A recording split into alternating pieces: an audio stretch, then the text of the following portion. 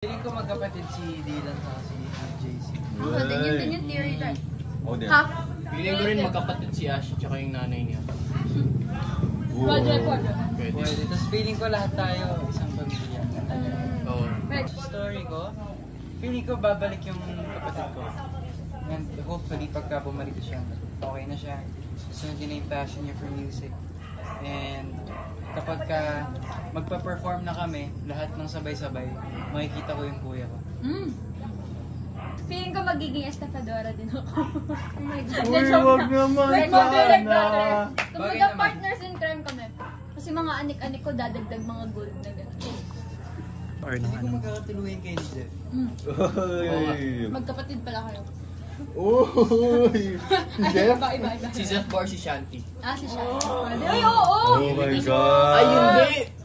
None of the above kasi si Mayan yung nakatuluyan niya. Yon! Si Mayan pala. Melan! Melan! Abangan. Abangan niyo. Feeling ko po, makakain ako ng kanin na maayos. Yun, no? Yung hindi totoo. Feeling ko din.